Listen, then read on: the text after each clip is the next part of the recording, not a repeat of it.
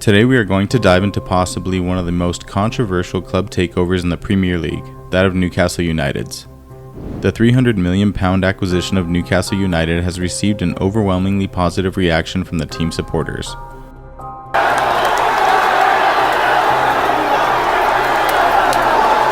However, some football fans are worried by Saudi Arabia's Crown Prince Mohammed bin Salman's involvement due to Saudi Arabia's track record concerning human rights.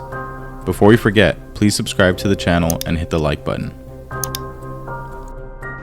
In a £300 million deal, Mike Ashley sold the Premier League club to the Saudi Public Investment Fund. After his 14-year ownership of the club, Ashley was eventually despised by the club's supporters, who had been fighting tooth and nail to get him booted out. They criticized his choices involving his underfunding of the team and playing roster.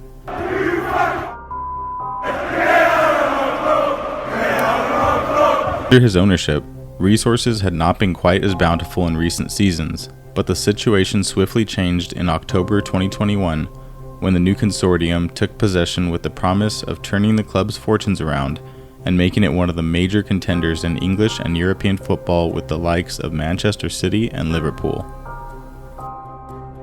Ashley said in a statement after his 14-year tenure at Newcastle ended, quote, "Owning a football club gets into your blood, and I would love nothing more than to see Newcastle winning trophies."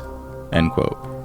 Supporters are now hoping that things will be different under the new owners, who are said to have a wealth of $320 billion.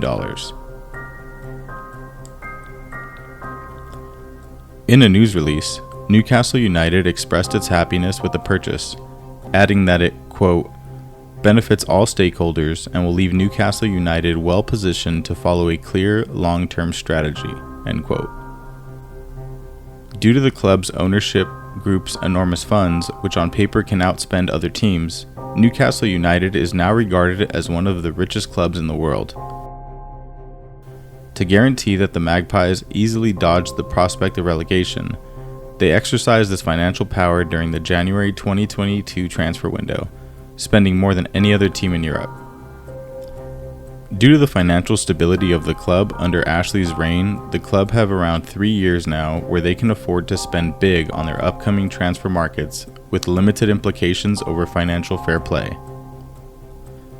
However, there was some controversy surrounding the takeover by PCP Capital Partners, RB Sports and Media, owned by the Reuben brothers, and the Public Investment Fund, PIF, of Saudi Arabia. Let's see how the shares are broken down amongst this new consortium ownership. With 80% of the shares, PIF became the club's largest shareholder and de facto owner.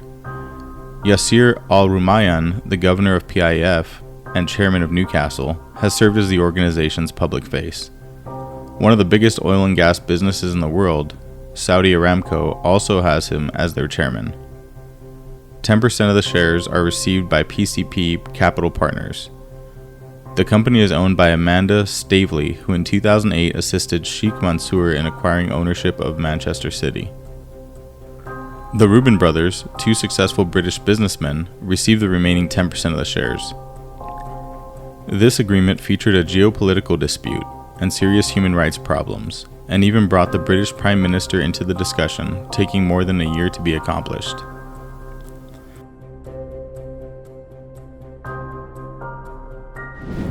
Despite objections from human rights organizations who argued the Newcastle takeover was the latest high-profile instance of sports washing, the Premier League ultimately approved the transaction.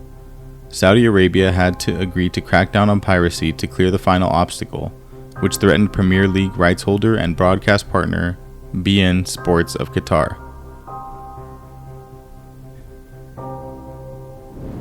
The sale has been controversial because the Crown Prince of Saudi Arabia, Mohammed bin Salman, serves as the PIF's chairman. The 36-year-old prince is a politician for the Saudi Arabian government.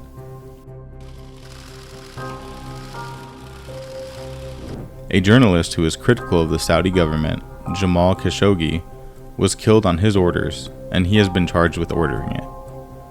According to a UN assessment of 2019, quote, "The state of the Kingdom of Saudi Arabia is accountable," end quote, for Jamal Khashoggi's demise. The Saudi Arabian administration has consistently refuted this.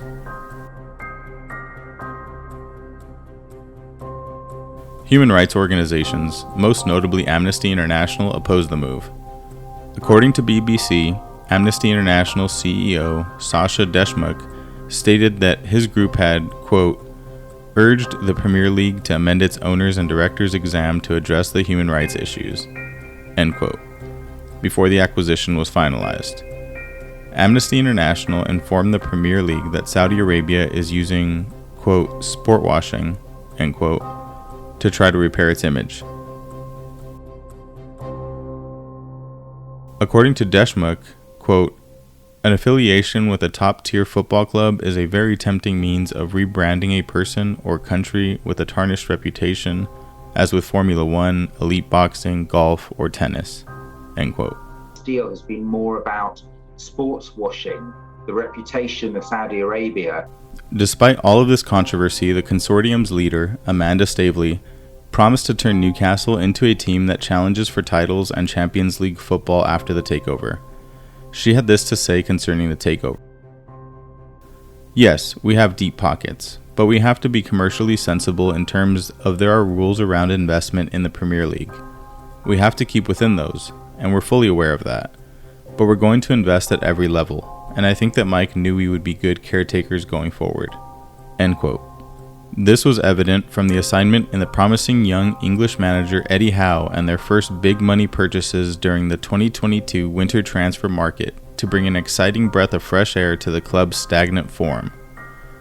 These included the English international Kieran Trippier for €30 million from Atletico Madrid, Chris Wood for €30 million from Burnley, and Bruno Guimaraes for €42 million from Lyon.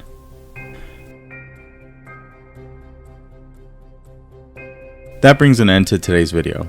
What do you think about the new owners of Newcastle? Please, drop your comments in the comments section below and smash the like button, as it'll mean a lot to us. Don't forget to share and subscribe to our channel to get more interesting videos.